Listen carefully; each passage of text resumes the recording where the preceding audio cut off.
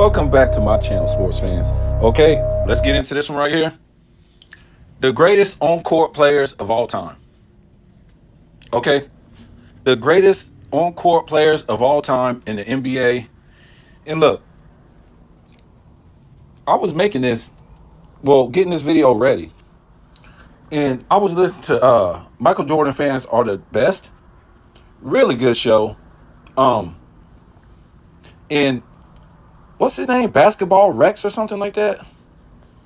The old guy. He's got a lot of knowledge, a lot of perspective for the NBA. And I respect that. He doesn't like to go on that panel and really debate about a lot of stuff anymore because he doesn't respect the game today. And he doesn't respect the GOAT debate because he doesn't really have a GOAT per se. And look, I can respect that, but it's a few things that he said that I don't agree with. And then FYF Sports debate came on there whispering, that's what he's going to do at first. And then he's going to really expose himself for being a LeBron apologist. But listen, as far as the GOAT debate is concerned, and Rex said he don't like it because different eras. I can respect that. But to me, I don't compare eras. I compare what you did in your era. And then I can, pull some guys out of those eras. And I can see what they did in their era to rank the GOAT debate as far as championships, finals MVPs, and statistical titles. A lot of people, oh man, you can't do that, man. They didn't have these statistical titles back then, or they didn't have finals MVPs. And listen, you can say a lot of stuff about this and that, but the fact is, it was some players back in the day that had major advantage athletically, major, over those players at that time. And it was major. So, to me, you can, just like that, when they try to say, oh, they didn't have this statistical title, they didn't have finals MVP, that's tough.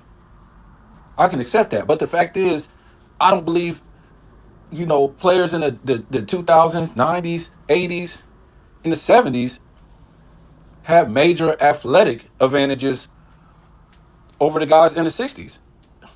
Come on, man. Wilt Chamberlain, Bill Russell, Oscar Robertson, they just, and some other guys, they just had major athletic abilities over those guys.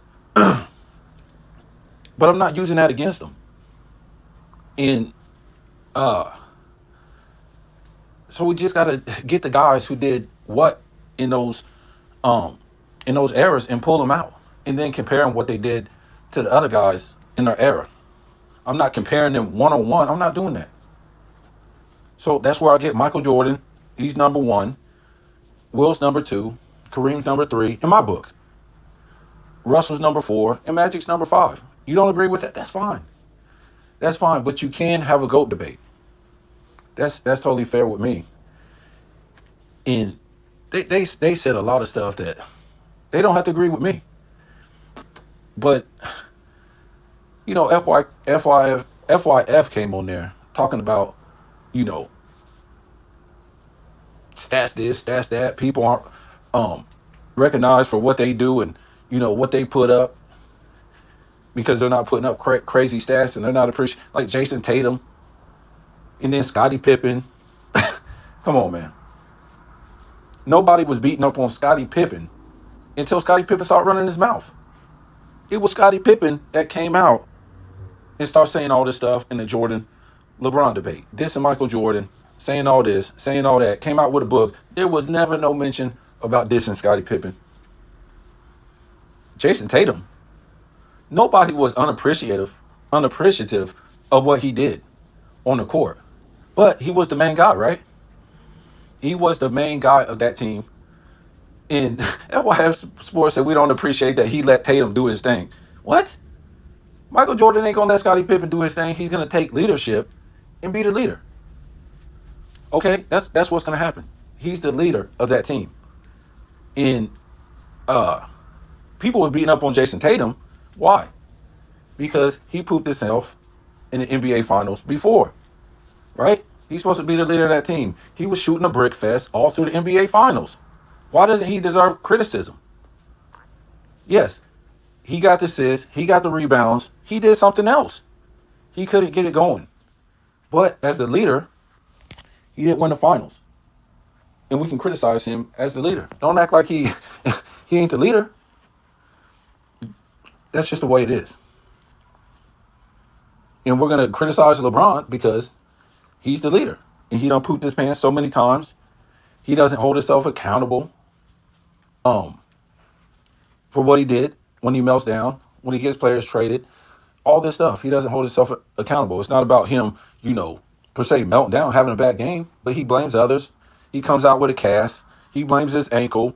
His team should have been better. All this stuff. Michael Jordan didn't never do that. And I heard them say something about Wilt. Oh, Wilt, because they was talking about stats and everything. And, it's about who wins the game. And Wilt didn't start winning until he changed his game to like Bill Russell. Really? Didn't Wilt Chamberlain win a championship in the midst of that? The Boston run? Who else was winning championships? Even, what was Wilt doing? Scoring and rebounding. So, what was he supposed to do? Bill Russell played with 12 Hall of Famers. 12 Hall of Famers. Yes, Wilt Chamberlain played with some Hall of Famers. Just because you played with Hall of Famers, that don't mean your Hall of Famers were better or good as the Hall of Famers on Boston. They weren't. Even if he changed his game, okay, I'm only scored 20. Now what? He was playing the defense. He was getting rebounds. So 20 points, lessen his rebounds to what? What you want? Lessen his 12 rebounds and what? 1 block? Now you're gonna win? Because what? Those other guys get more rebounds and more points? It doesn't translate to that. When Jordan start trusting his team, what team? Okay, he could have went down to 25 points per game. And who's going to make the shots? You first got to have a team. You first got to have a team. They got to show up and play. When you're starting 6 are Hall of Famers, and there's 3 guys on your team that's Hall of Famers, most likely you're not going to win. It was LeBron James. LeBron James, Kevin Love, and Kyrie Irving. Was they going to beat that 17 Warriors team? No way. What? Should have LeBron scored 20 points a game and grabbed 5 rebounds and 4 assists? They wasn't going to beat that team. They was just a better team. So some of the points that they made, I don't agree with. Most of the stuff that Rex says, I can agree with. Because he's on point a lot of times. But you guys beating up on Wilt, and nobody else was winning championships. Like I said, when did Wilt start winning championships once he started playing like Bill Russell? Bill Russell was out of the league. Bill Russell was out of the league when Wilt won the last championship. What are you talking about? And they lost. Did they lose like 2 championships? Or something like that? Well, Bill Russell retired. I know they lost 1. What are you talking about? Once he started playing like Bill Russell? These people just saying stuff. Doesn't make any sense. So why wasn't Jerry West winning? He was putting up all these points. Played great defense. Was a good rebounder for his position. Good assist man for his position. So did he need to tone it down? He had I forget his first name. He had Elgin Baylor. So what did he need to do? It doesn't make any sense. Boston just had the better team. So let's look at this real quick. The greatest on-court players of all time. You got, to me, you have Wilt. We're not talking about championships or finals MVPs. Wilt, who has 11 rebound titles, 7 scoring titles, an assist title, and guess what? They didn't count steals or blocks, so we're not going to use that. Michael Jordan, 10 scoring championships, 3 steals titles, and the Defensive Player of the Year. And then you have Kareem, 4 blocks titles, which he would have more, but they didn't count blocks until later on. 1 rebound title and 2 scoring titles. Those are the greatest players to me on court. Now, Bill Russell would be on this, right? If they would have counted blocks and they would have counted Defensive Player of the Year. He would have been on this. And Wilt Chamberlain would have had some block titles.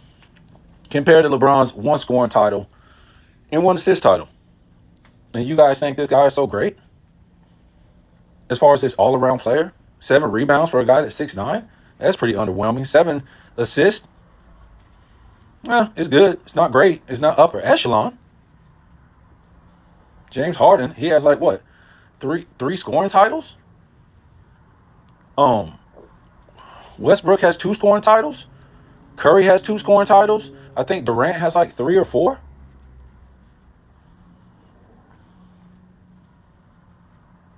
Yikes. So to me, those 3, Wilt Chamberlain at 1, Jordan number 2, and Kareem Abdul-Jabbar at 3. And like I said, Bill Russell would have been number 4.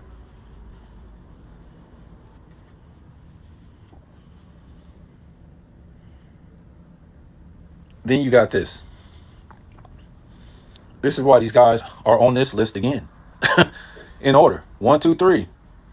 Wilt Chamberlain, Michael Jordan, Kareem Abdul-Jabbar, players to lead the league in multiple statistical categories in the same season. Wilt Chamberlain did it 1, 2, 3, 4, 5, 6 times. Led the league in 2 statistical categories. Scoring, rebound, scoring, rebound, scoring, rebound, scoring, rebound, and assist. That's what Wilt Chamberlain did.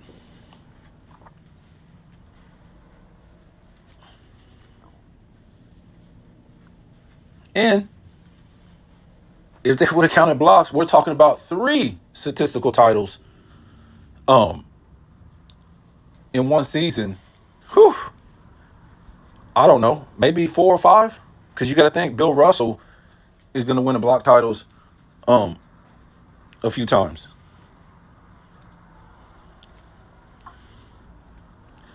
Michael Jordan, 3 times. Steals and scoring. Kareem Abdul-Jabbar, 1 time. Rebounds and blocks. Why statistical titles are great to me in the measure of how great you was, just to win 1 statistical title against all the players in the NBA, whether it's your opponent, the guys on your team, out of all those guys in the league, and you're the top in scoring or rebounds or assists or blocks or steals, that's major. You got to have those type of skills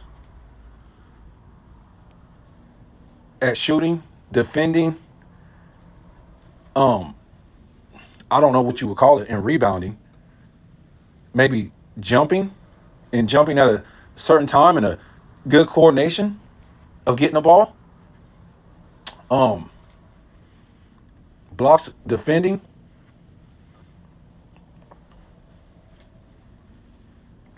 You got to be in the gym working on this. You got to have good coordination. You got to have good positional skills to be doing these things. And you're going against the best basketball players in the world to be the best at that statistic that year.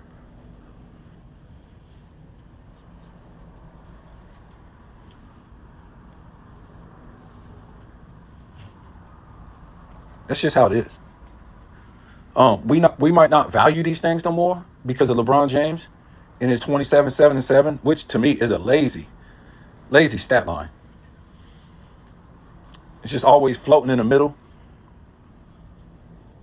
You're not really raising your level of play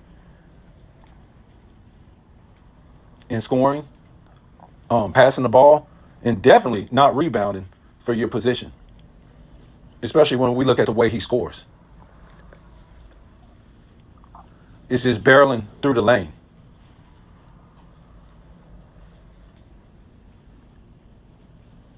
And this is why they don't value other players in this era, FYF Sports, like they should. What do? They just value a stat line now because of LeBron James. Everybody wants to get this stat line.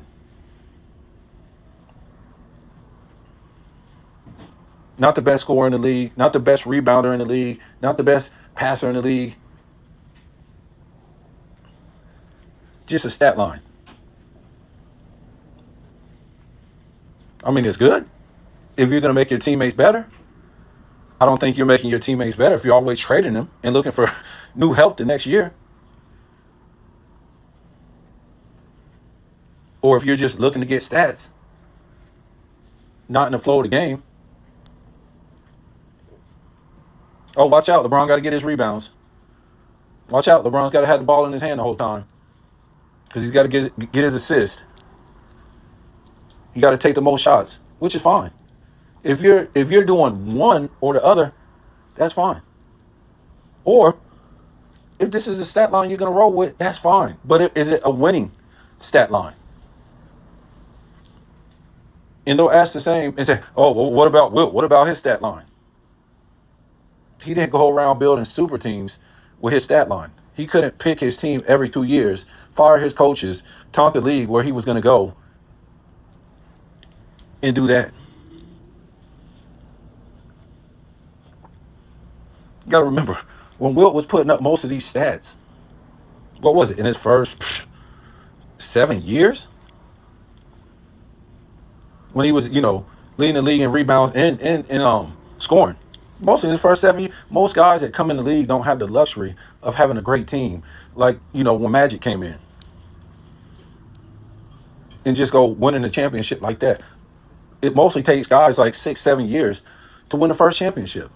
Ask LeBron, ask Michael Jordan, ask Joker, ask Shaq. So Wilt putting up these crazy numbers and not winning has nothing to do with him putting up the stats. Man, we're still young. And Bill Russell, he had the luxury. Bird had the luxury after his first few seasons to come in and start winning like that. He got good trades. He got good draft picks.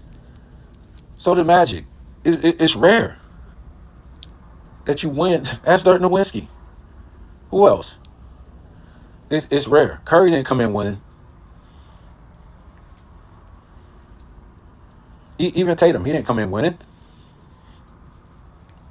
Even though he bricked it up in the finals, even if he shot good, he wasn't going to win that. He wasn't going to beat Golden State. They didn't have the team. Ask Greek Freak. It took a while before he won. He had to get a team. So you sitting there trying to blame Wilt Chamberlain like he was hogging all the stats. He wasn't gonna win. Even if he toned it down to, like I said, 25 points, 7 he wasn't gonna win. Nobody was gonna beat that team. Nobody was gonna beat that team. It was an all-time great team.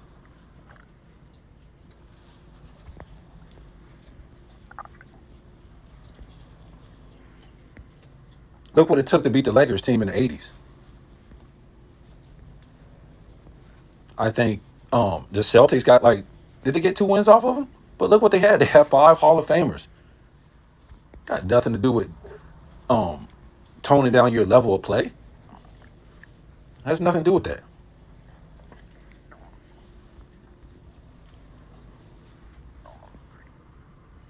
So to me, these are the greatest on-court players to me. Ain't got nothing to do with championship. Has to do with hustle, has to do with skills, has to do with fundamentals of the game. And they proved it in every era. They proved it. Now, you might not think Will's the GOAT. That's fine. Because he don't have the championships. But again, you guys in the same breath want to say, oh man, it ain't about championships. That's a team award. Got to make sure what you say is right. Because you throw Bill Russell on Will's team. Does Bill Russell make the difference? And throw Wilt Chamberlain on Boston team? You're trying to tell me Wilt doesn't win? Come on now.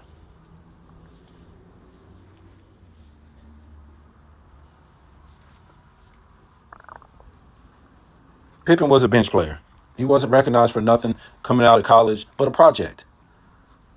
He showed it going to the bench, breaking it up. His first playoff series, his second playoff series. The next year, his second playoff series, his third playoff series in the second season, and then he started putting up, okay numbers, and he became a good all-around player. But like Sports and Fitness Rant says, this guy, he was never better than David Robinson, Patrick Ewing, Hakeem Olajuwon, not Kareem. Did I say Hakeem? John Stockton, Karl Malone. He wasn't better than these players.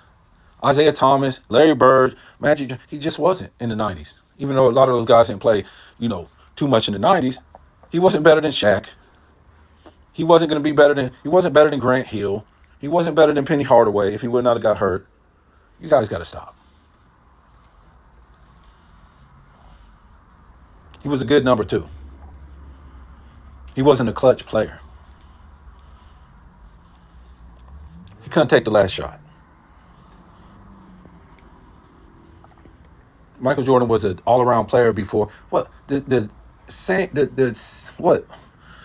The second year that Pippen was in the league, Michael Jordan put up 32, 8, and 8 in like 2 steals, 8 rebounds, 8 assists, and 32 points. Now, who do you think Pippen was trying to be a great all-around player after? Michael Jordan. Scottie Pippen wasn't putting up those numbers in his second season. That was Michael Jordan. That's after he came off the 88 season and won all those awards. So FYF Sports, this guy's a clown, man. Don't ever try to put Scottie Pippen in the top 10. He wasn't a number 1 franchise player and was never a number 1 at all. Never. Never, ever, ever. He wasn't no Wade. Nah. Wasn't no Kyrie. Tell me what you think.